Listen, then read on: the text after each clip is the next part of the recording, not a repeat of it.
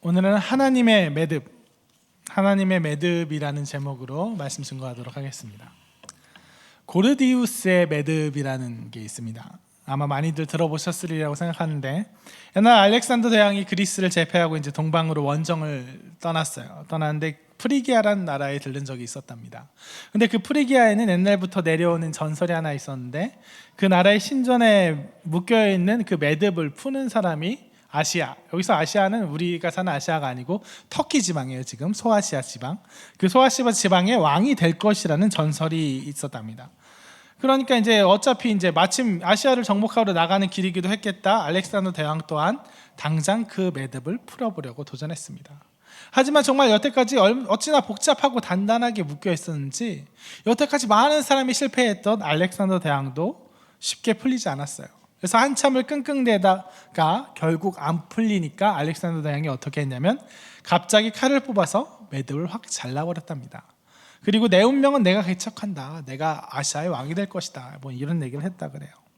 그 말대로 그는 소아시아를 정복하고 그곳의 지배자가 되었습니다. 하지만 젊은 나이에 병사하고 그러고 나자 왕국은 오래 가지 못하고 바로 네 조각으로 쪼개졌습니다.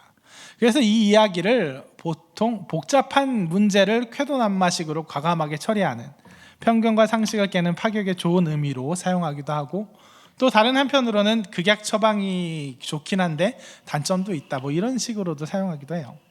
뭐 어떤 쪽이든 상관없겠지만 지금은 다만 한 가지 부분에 좀 주목해 보려고 합니다. 무엇이냐면 바로 그 매듭을 가진 고르디우스는 과연 알렉산더 대왕의 그 행동을 봤다면 어떻게 생각했을까 하는 거예요. 그 사람의 의도는 뭐였을까 하는 거죠. 그는 과연 그 매듭을 만들 때 후에 어떤 사람이 이거를 잘라버릴 거라고 생각하고 그걸 기대하고 만들었을까요? 아니면 아주 잘 꼼꼼히 어떻게든 풀어내는 것을 기대하고 만들었을까요? 뭐 이 이야기 자체가 사실은 실제 있었던 일이 아니라 후대에 지어낸 거일 확률이 높다고 하니까 확실한 건 알 수가 없지만, 글쎄요, 아무래도 그렇게 잘라버리라고 그렇게 공들인 매듭을 만들어 놓는다는 것은 별로 어울리지 않는 것 같아요. 공들여 만든 매듭이니만큼 공들여 풀어주기를 원하진 않았을까요? 만약 고르디우스의 의도가 그렇게 제 생각대로 풀어주기를 원했다는 거면 알렉산더 대왕은 그 문제에서 출제자조차 생각지 못한 파격으로 출제자를 깜짝 놀라게 했을지언정 출제자의 의도를 잘 따라주지는 못한 셈이 됩니다. 마치 수능에서 정답 3번으로 문제를 만들었는데 그 문제의 빈틈을 발견해서 4번도 정답이다 하고 기어이 복수 정답을 인정받은 케이스처럼 이것도 정답이다, 이것도 틀리지 않았다 하고는 할 수 있을지언정 애초 출제자가 품었던 의도랑은 거리가 있는 거죠. 선언이 길었는데 그래요. 그런데 우리 인생에도 매듭이 있습니다. 맺힌 데가 있다고 하면 더 좋을지도 모르겠습니다. 막힌 데가 있다고 하면 도저히 극복할 수 없는 슬픔일 수도 있고 두고두고 나를 괴롭히는 육신의 질병 혹은 마음의 괴로움일 수도 있습니다. 오래도록 나를 힘들게 했던 경제적 문제일 수도 있고 아무리 해봐도 성취도 안 되고 그렇다고 포기도 안 되는 어떤 욕심일 수도 있습니다. 우리는 모두 인생이 계속해서 술술술 잘 풀려나가기를 원하지만 누구의 인생이건 결코 그렇지 않습니다. 막히는 부분이 있고 매듭이 있어요.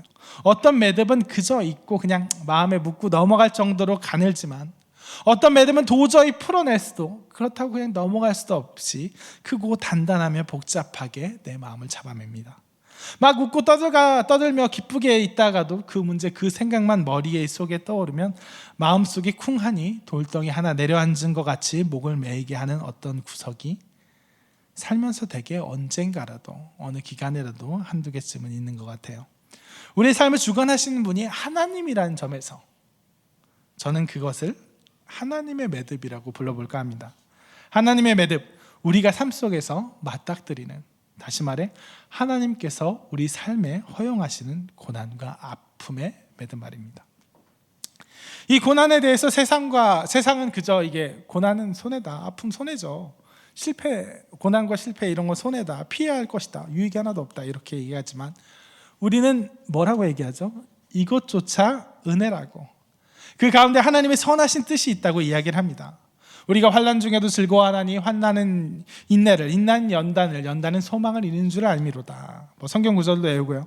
뭔가 더 좋은 일로 채워주시겠지 하고 나중에 더 큰 보상이 오리라 기대하거나 내가 너무 기도를 안 하니 더 기도하라고 하셨나 보다 하고 자책하거나, 아무튼 어떤 식으로든 이 고난, 이 문제 가운데 하나님의 뜻이, 선한 뜻이 어디 있는가 알아내려고 해요.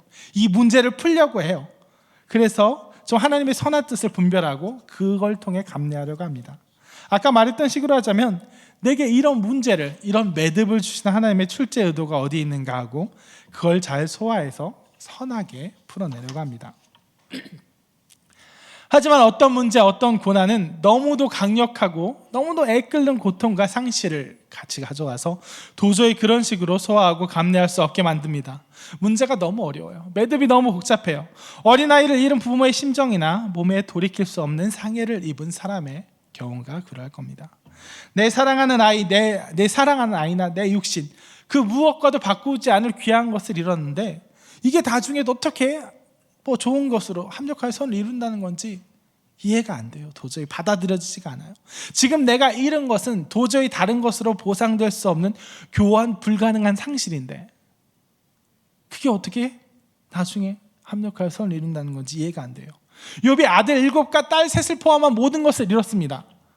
나중에 잃었던 소유는 더 받았어요. 그건 채워질 수 있다고 쳐요. 하지만 아들 7과 딸 3, 잃어버린 아들 7과 딸 3은 채워지나요? 나중에 똑같이 새로 받은 아들 7과 딸 3이 태어나지만 그들로 잃어버린 아들, 딸의 빈자리를 채울 수 있나요? 대체가 돼요? 없어요. 절대 없습니다. 세상 그 무엇으로도 채울 수 없는 그 빈자리를 절망과 좌절이 채우고 하나님을 원망하게 만들어요. 이러한 문제는 어떤 경우에 이러한 문제는 도저히 이해할 수가 없어서 그 가운데 품고 있다고 하는 하나님의 선한 뜻을 도저히 이해할 수가 없어서 이게 어떻게 합력할 선을 이룬다는 건가 도저히 받아들여지지가 않아서 하나님의 뜻 운운하는 어둡지 않은 위로라도 들으면 오히려 속에서 맹렬한 분노가 솟아오릅니다. 아픕니다. 너무 아픕니다. 하나님의 매듭이 너무 단단합니다. 너무 단단하고 복잡해서 도저히 그걸 어떻게 풀어낼 줄 모릅니다. 알렉산더 대왕처럼 그냥 한 칼에 자를 수라도 있었으면 좋겠는데 또 그럴 수도 없이, 그럴 힘도 없어서 전전긍긍 메마른 울음만 삼켜요. 그런 어려운 문제에서 하나님의 의도는 어떤 것일까요? 도저히 선하게 받아들여지지 않고 이해가 되지 않는 문제들, 고르디우스의 매듭처럼 도저히 풀리지 않는 이 문제들을 나는 어떻게 받아들여야 될까요? 어떻게 이해해야 할까요? 그것에 대해서 오늘 성경 본문이 우리에게 주시는 말씀은 이겁니다. Let it be. 요새 유행하는 걸로 하면 let it go 쪽인가요? 그냥 놔두라는 거예요. 풀지 말라는 거예요. 문제, 매듭 풀려고 둘지 말고 하나님이 묶으신 매듭, 하나님이 푸시게 놔두고 기다리라는 거예요. 오늘 본문에서 선지자 엘리사는 다메섹으로 갑니다. 아람 왕국의 수도인 다메섹으로 가요. 이것은 그저 일상적인 방문이 아닙니다. 다메섹은 아람의 수도이고 아람은 당시 이스라엘 왕국의 제일 가는 숙적이었어요. 엘리사는 아람 군대를 여러 번 물리쳤고 그 때문에 아람 왕 베나닷은 일찍이 엘리사를 잡으려고 군대까지 보냈다가 실패했습니다. 할 수만 있다면 엘리사를 당장이라도 잡아 죽이고 싶은 마음이 당연히 있는 사람이에요. 따라서 엘리사가 그런 위험을 무릅쓰고 다메섹에 갔다는 것은 특별히 수행해야 될 사명이 있기 때문입니다. 그런데 마침 아람 왕 베나닷은 당시에 병이 걸려서 오늘 내일 하고 있는 상태였어요. 그래서 엘리사가 다메섹에 왔다는 소식을 듣자 잡아서 어찌 해보자 라기보다는 그를 의지합니다. 신하 하사엘을 보내서 많은 예물을 가지고 가서 내가 이 병에서 나을 수 있겠는가 하고 물어보라고 시켜요. 그냥 물어보는 게 목적이 아니라 고칠 수 있으면 고쳐주세요 라는 뜻이죠.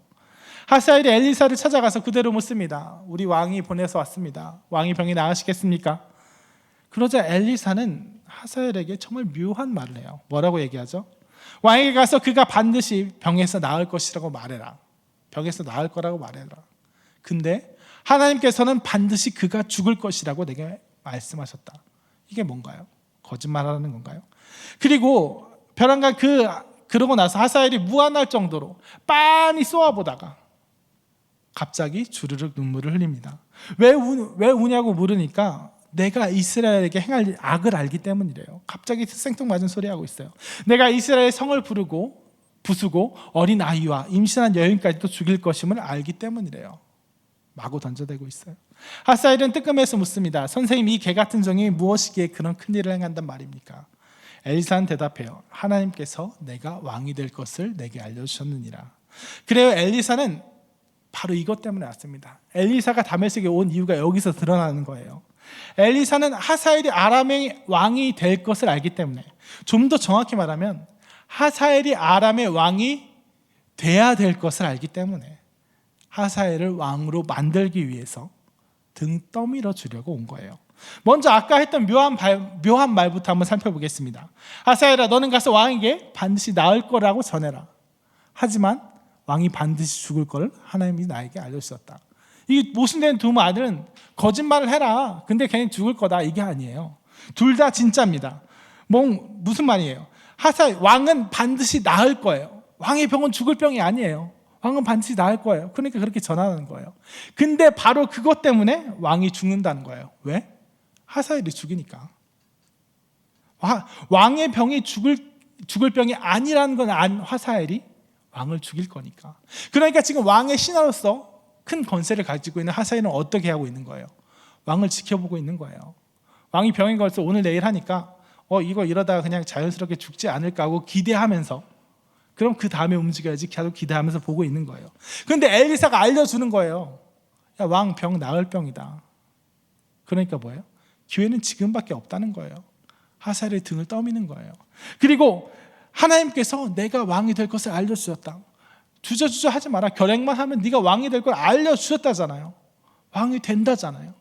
그러니까 엘리사가 하는 말은 결과적으로 왕의 병이 나을 거니까, 기회 지금뿐이니까 지금 당장 결행해라. 결행하면 네가 왕이 될 거다라고 등을 떠미는 말이었어요. 엘리사가 다메섹에 온 거, 하사엘을 왕으로 만들기 위해서요. 왜냐하면 하사엘은 일찍이 하나님께서 이스라엘을 징계하기 위해 선택한 자들이라고 거론된 세 사람, 예후와 엘리사와 하사엘, 이 셋 중에 하나입니다. 하나님께서는 엘리야에게 하사엘에게 기름을 부어 아람의 왕이 되게 하라는 사명을 주었고, 이제 엘리야의 뒤를 이은 엘리사가 하사엘로 하여금 아람의 왕이 되게 하고 있는 겁니다. 이스라엘을 정결케 하기 위해서 그 도구로서 하사엘을 왕으로 삼으라는 사명을 갖고 나오고 있는 거예요. 그런데 엘리사는 하사엘이 아람의 왕이 됐을 때 어떻게 해서 이스라엘이 정결케 된지 알았을까요? 몰랐을까요? 몰랐습니다. 몰랐다고 생각합니다. 엘리사가 아는 건 단지 그뿐이었어요. 하사엘이 아람의 왕이 되면 아람이 부강하여지고, 그럼 숙적인 이스라엘은 하사엘에 의해서 그의 아람 군대에서 크나큰 고통을 당할 것, 그것만 눈에 알고 있는 거예요. 그러니까 이해가 쉽사리 안 되는 거예요. 그러니까 이게 순순히 내가 감당하고 있는 사명이 순순히 풀리지가 않는 거예요. 그래서 하나님께서 명령하신 대로 왔어요. 와서 하사엘을 왕으로 만들기 위해서 왕 안 죽을 거야, 왕 나을 병이야 알려줌으로 결과적으로 하사엘을 죽이게 만들어요. 그래서 왕이 되게 만들어요. 근데 내 눈에 보이는 건 뭐예요? 지금 하사엘이 왕이 돼서 이스라엘을 핍박할 것, 많은 성을 부수고 많은 사람을 죽이고 정말 어린 아이와 임신한 여인까지 죽이는 그런 잔악한 일을 할 것, 그것을 보이는 거예요. 이게 어떻게 이스라엘 정결케 할 것인지, 이게 어떻게 하나님의 선한 뜻으로 움직일지 안 보이는 거예요. 그래서 마음에 너무나도 분노가 먼저 차오르는 거예요. 하사엘을 향해서 분노가. 그래서 이걸 해주기가 싫은 거예요. 그래서 쏘아보다가 울음을 터뜨리는 겁니다. 이해가 안 되니까, 이게 납득이 안 되니까. 하나님께서는 이게 하나님의 뜻이라고 해서 순종하고 왔는데, 내가 이스라엘을 핍박할, 이스라엘의 어린 아이와 임신한 여인을 죽일 사람을 아람의 왕으로 만들어주고 있어요. 내가 이게 용납이 안 되고 이해가 안 되는 거예요. 그런데도 어때요? 순종하는 엘리사의 모습입니다. 기억하실지 혹은 아예 안 나오셨을 분도 있겠지만, 엘리사 얘기를 하면서 영적 분별력을 주제로 최근에 새벽 예배 때 설교한 적이 있었습니다. 왕은 그 현실만 보았지만 엘리사는 불말과 불병거를 볼 수 있었기 때문에, 포위한 아람 군대만이 아니라 불말과 불병거가 그를 지키고 있는 걸 보았고, 이 일들이 이루어지는 가운데 하나님의 역사를 보는 그 눈이 있었기 때문에, 영적 분별력이 있었기 때문에 하나님을 의지하고 하나님의 길로 나갈 수 있었습니다 하고 설교했었어요. 영적 분별력이 있는 엘리사였습니다. 누구보다 있는 엘리사였어요. 지금 오늘 설교의 표현대로 하면 문제를 잘 풀 수 있는, 매듭을 잘 풀 줄 아는 엘리사였어요. 그래서 하나님이 일견 이게 해석이 잘 안 되는 것을 보여주신다 해도 이건 이거야, 하나님의 뜻은 이거야, 하나님의 능력이 이제 여기 임할 거야, 하나님의 능력이 오늘 여기 포위를 풀어줄 거야, 하나님의 능력이 다시 이걸 회복시킬 거야, 잘 해석할 줄 아는 엘리사였어요. 근데 그런 엘리사도 지금 여기선 딱 막히는 거예요. 안 보이는 거예요. 너무나도 아픈 현실만 보이고 이 현실이 어떻게 긍정적으로 합력할 선을 이루게 될지 안 보이는 거예요. 왜요? 엘리사가 부족해서? 아니에요. 그게 하나님의 의도고 하나님의 뜻이기 때문이에요. 영적인 분별력이라는 거는, 영적인 분별력이 커지면 커질수록, 앞날을 본 눈이 열리고 하나님의 의도가 다 손에 안에 들어오고, 그래서 영적 분별력이 정말 최고조에 달한 사람, 믿음의 높은 경지에 이른 사람은 하나님과 모든 비밀을 공유합니다. 하나님께서 하시는 모든 일이 다 이해됩니다. 그래서 나중에 예수님 재림하실 때까지 모든 일이 파노라마처럼 펼쳐집니다 하는 무슨 애언가처럼 변하는 게 영적 분별력의 극단, 신앙의 극단이 아니에요.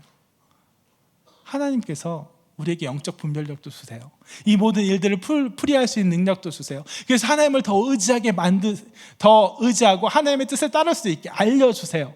근데 그렇게 훈련하신 다음엔 결정적인 순간엔 오히려 안 알려주시는 거예요.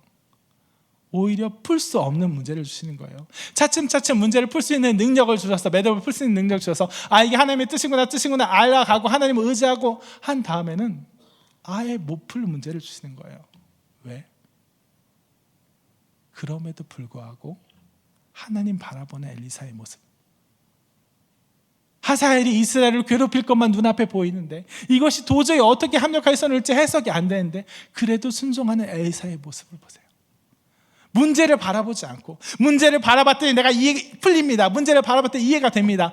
이렇게 하면 이렇게 해서 합력할 선을 이룰 거 알아요. 그러니까 납득이 됐어요가 아니라, 납득되지 않습니다. 이해되지 않습니다. 도저히 받아들여지지 않습니다. 내가 이 짓을 내가 하고 있어야 됩니까? 이스라엘의 아이와 여인들의 배를 가를 이 하사엘을 내가 왕으로 만들어 줘야 됩니까? 내가 왜 이런 걸 해야 됩니까? 하고 이해가 가지 않고 너무나도 괴로운 가운데서도 하나님 어떻게 하시려고 합니까? 하도 하나님이 하라고 하시니까, 하나님은 내가 알지 못하는 가운데, 그 누구보다도 잘 아는 나조차도 알지 못하는 가운데 하나님께서 일을 이루어 가시겠지 하고, 내가 문제를 풀기를 포기하고, 그 매듭을 내가 풀기를 포기하고, 알렉산더처럼 그 매듭을 잘라버리고 하려고 하는 것이 아니라, 그 매듭 하나님께서 풀어 가실 것을 믿고 포기하는 거예요. 문제를 포기. 하나님의 출제 의도는 그것입니다. 이건 풀라고 내놓은 문제가 아니에요. 풀라고 나는 매듭이 아니에요. 문제 잘 푸는 자리에서 물러나라. 그래서 나를 등판시켜라. 내가 그 문제 풀어주겠다 하시는 거예요. 그렇게 엘리사가 충성했을 때, 하나님의 말에 순종했을 때, 이번 주 GBS 내용이에요. 하사엘이 이스라엘을 치고 요람 왕을 부상시키고, 요람 왕이 부상되어서 군대를 이끄는 자리에서 물러나 라마에서 요양하고 있고, 그 요람 왕의 군대 장악력이 떨어진 틈을 타서 예후가 새로운 왕이 되어 요람과 이세벨과 문병하러 온 유다 왕 아하시아까지, 요람 왕의 조카로서 아합 왕의 딸의 아들이니까 외손자로서 유다까지도 바알 숭배로 온통 물들이고 있던 유다 왕 아하시아까지 모두 다 한꺼번에 처리되는 일이 나타나요. 하사엘로 인해서, 하사엘이 왕이 돼서 이스라엘을 치고 요람 왕을 부상시켰습니다. 이 한 가지 사실로 인해서 아합의 모든 집이 멸절되고, 이세벨이 하나님이 명령하신 그대로 처단을 당하고, 정말 남 유다까지 엘리사가 제대로 시야 안에 들여놓지도 않았을, 유다까지는 생각지도 않았을 그 유다까지도, 그 멀리까지도 한꺼번에 해결되는 놀라운 역사가 일어납니다. 하나님이 합력할 선을 이루시는 것을 바라보는 엘리사는 그때 무슨 생각을 했을까요? 그때야말로 하나님께 영광 돌렸을 거예요. 내가 문제 풀기 포기하고 하나님께 맡겨드렸더니 하나님께서 내가 상상치 못할 것으로 풀어가시는구나 하고 느꼈을 겁니다. 그래서 에후의 입을 빌어 성경은 이렇게 고백하고 있어요. 하나님의 말씀은 단 하나도 땅에 떨어지는 바가 없다. 이렇게 하나님께 영광 돌리게 됩니다. 우리 인생에는 매듭과 문제가 있습니다. 매듭이 있어요. 문제가 있어요. 우리는 그 매듭 문제를 풀려고 합니다. 그 안에서 선한 뜻을 발견하려고 해요. 하지만 어떤 문제는 너무 힘들고 어려워서 도저히 풀어내기가 어렵습니다. 그럴 때 우리는 어떻게 해야 될까요? 문제 풀기를 중단하는 겁니다. 출제자의 의도를 파악해야 돼요. 이것은 풀라고 만든 문제가 아닙니다. 영적인 분별력을 주시옵소서, 선하게 받아들이게 하옵소서 하는 문제가 아니라 이 매듭이 어떻게 합력하여 선을 이룬다는 건지 내가 이해시켜 주옵소서가 아니라 전 모르겠습니다. 이건 제 풀 수 있는 문제가 아닙니다 하고 두 손 들고 항복하는 겁니다. 이해가 되어야, 문제를 풀어야 납득하겠다는 나를 내려놓고 판단 중지하겠습니다. 이해가 가지 않아도 하나님 보고 믿습니다, 의뢰합니다 하는 가장 난이도 높은 문제에 대한 가장 깊은 능력의 해법입니다. 우리 삶 속에서 한번 그 얘기를 좀 더 구체적으로 적용해 보겠습니다. 우리 인생의 문제에서 모든 문제와 매듭 가운데 우리는 출제자의 의도를 파악해야 된다는 거 다시 한번 강조합니다. 우리 인생에 고난이 왜 생겨요? 매듭이 왜 생겨요? 우연히 생기나요? 하나님이 그것을 방지하실 힘이 없어서 생기나요? 아니에요. 하나님이 허용하신 거예요. 하나님이 그 고난과 문제, 그 매듭 가운데 당하라고, 그것을 겪으라고 주신 거예요. 그러니까 하나님이 매듭 주신 건 하나님의 방식대로 풀어야 돼요. 하나님의 의도를 파악해야 돼요. 알렉산더처럼 단칼에 자를 문제가 아니에요. 우리 삶 속에 고난이 있습니다. 그 고난, 내가 인간적인 방법을 통해서 극복하라고 주신 거 아니에요. 그럴 거였으면 안 주셨어요. 하나님의 방법으로 주시라고 하신 거예요. 우리 팀에 어려운 사람이 왔어요. 팀을 망치는 것 같은 사람이 왔어요. 그 사람 어떻게든지 내가 어떻게 해야 돼요? 혼내줘야 돼요? 쫓아내야 돼요? 그렇게 하라고 할 거였으면 하나님 거기로 안 보냈어요. 그 사람 때문에 어려워하라고, 어려워하는 가운데 뭔가 생겨나라고, 그 사람이 변하든 아니면 내가 변하든 팀이 변하든 하라고 보내주신 거예요.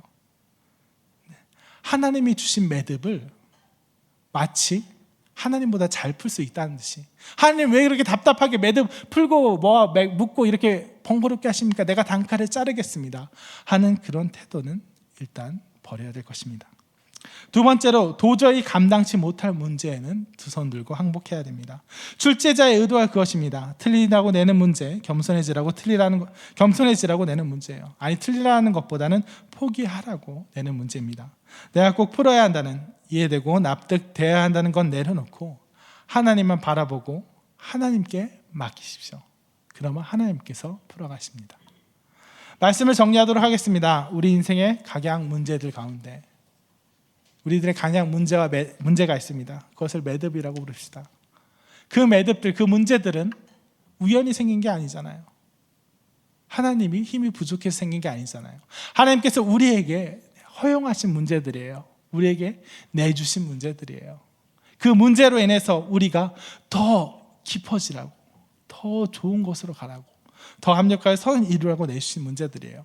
하오니 그러하니까 우리는 그 문제에 담긴 하나님의 의도를 파악해야 됩니다. 우리의 방법이 아니라 하나님의 방식대로 하나님이 주신 매듭을 풀어가야 돼요. 그런데 가장 어려운 매듭은 우리가 푸는 게 아니에요.